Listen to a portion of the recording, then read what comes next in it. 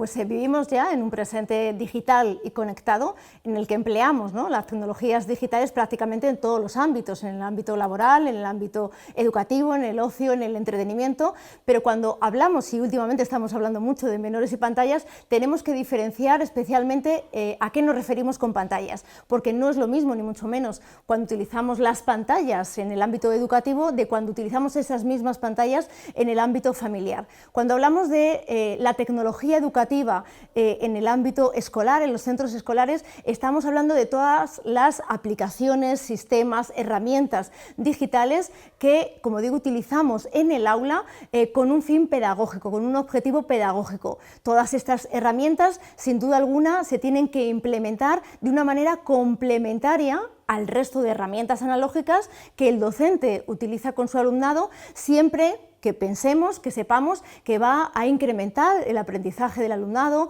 que vaya a aumentar la motivación por el aprendizaje de cualquier materia y en algunas asignaturas, en algunas actividades, porque pues posiblemente utilizar esas herramientas digitales o esas aplicaciones requiere, pues como digo, de una mayor participación, en este caso del alumnado, pero nunca deben entenderse como sustitutivas, es decir, que en este caso el centro escolar o el docente deberá elegir en qué momento puede utilizar estas herramientas, que pueden ser desde inteligencias artificiales, herramientas o aplicaciones de realidad virtual, aumentada o mixta, cualquier ejercicio con herramientas o plataformas de robótica, es decir, hay muchísimas herramientas, como digo, para utilizar en el aula y que tienen muchísimas grandes ventajas. Cuando hablamos de pantallas en el ámbito familiar, es aquí cuando muchas veces encontramos los mayores riesgos. En este caso podríamos diferenciarlos en tres grandes grupos.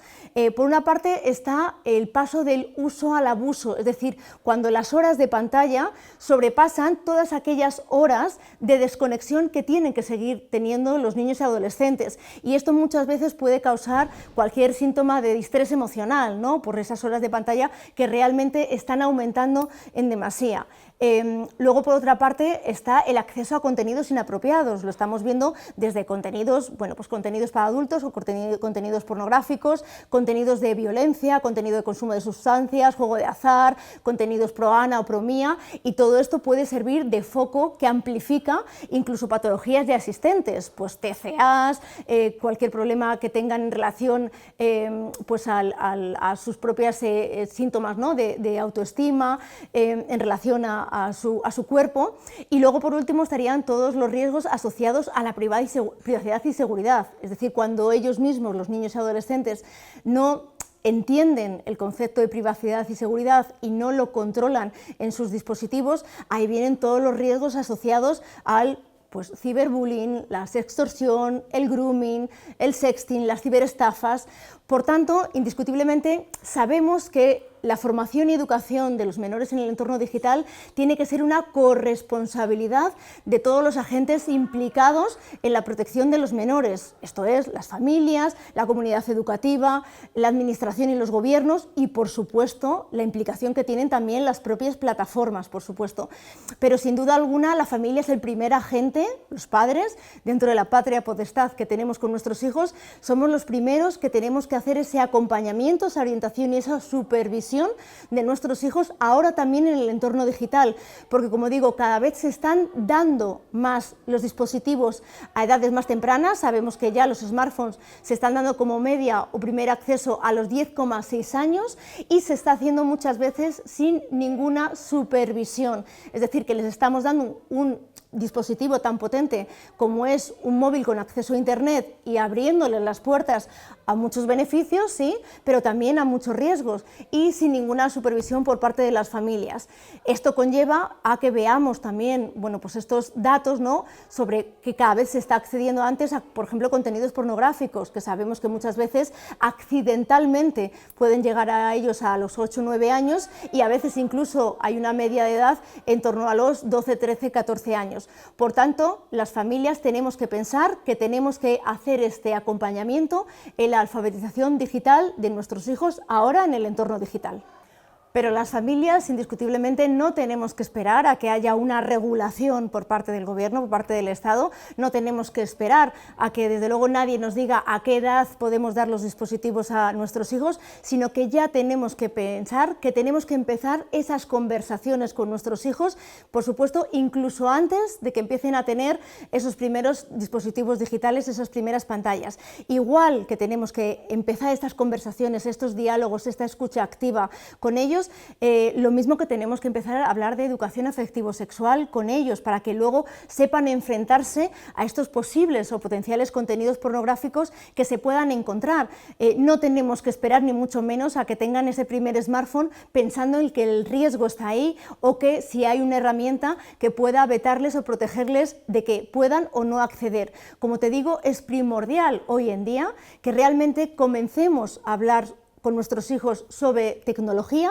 sobre los riesgos que puede entrañar el acceso o el uso de la tecnología, y lo hagamos a edades tempranas. Por supuesto, siempre adecuando el lenguaje y las conversaciones a las edades del menor. Entonces, vamos a empezar, como digo, estas conversaciones y tratando de entablar este clima de confianza con ellos en casa para que realmente nos puedan hablar de cualquier tema. Esto va a ser progresivo, porque realmente lo que tendemos es a que nuestros hijos vayan adquiriendo la madurez, la responsabilidad y el autocontrol de forma progresiva, que con ciertas edades ni mucho menos lo van a tener, por supuesto que sí, porque son niños, pero realmente esperamos que llegue una edad en la que realmente ellos puedan ser, como digo, responsables de manejar, en este caso, un dispositivo digital. Pero nosotros les tenemos que seguir acompañando. Al principio, a edades más tempranas, si damos esos dispositivos, tendrá que ser con la ayuda de controles parentales, para que nosotros nos sintamos seguros de que realmente no pueden acceder a ciertas páginas para adultos, se les vaya a bloquear ciertas palabras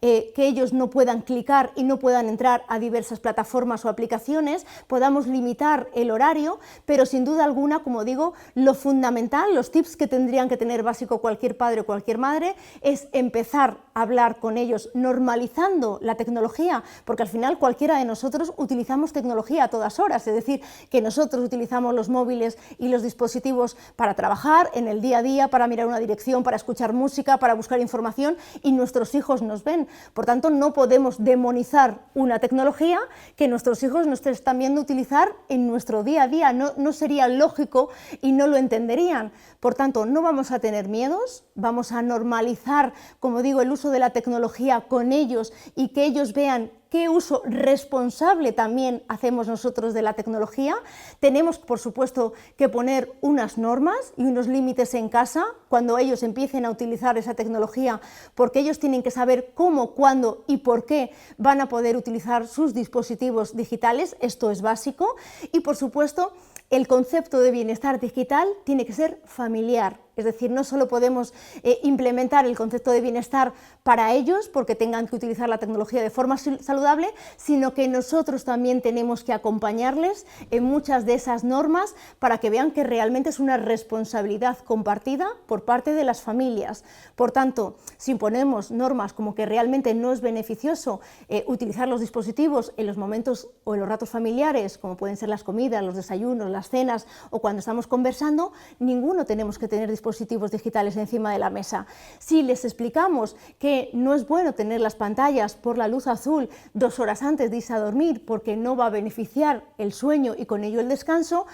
también nosotros los adultos, los padres, tenemos que mostrar y ser un ejemplo con y sin tecnología para que ellos entiendan el porqué de las cosas. Vamos, como digo, a entablar siempre conversaciones con nuestros hijos siendo nosotros sus referentes. Así, cuando lleguen a la adolescencia, que es el momento en el que realmente no solemos estar en el centro, sino que hacen más caso a sus iguales, al final vaya quedando, ¿no?, estas semillas que hemos ido plantando desde pequeños, y ¿con ello vamos a eliminar todos los riesgos? Ni mucho menos que no, pero sin duda alguna, si ponemos el foco en las personas y preparamos a las personas que son las que utilizan la tecnología, sin duda alguna vamos a ir reduciendo todos los riesgos porque ellos van a estar más preparados fomentando su autoestima, fomentando el pensamiento crítico para todas estas veces que se van a encontrar desinformación en las plataformas, se van a encontrar información sesgada, se van a encontrar casos de acoso que puedan ver por parte de otros compañeros, contenidos pornográficos que les puedan llegar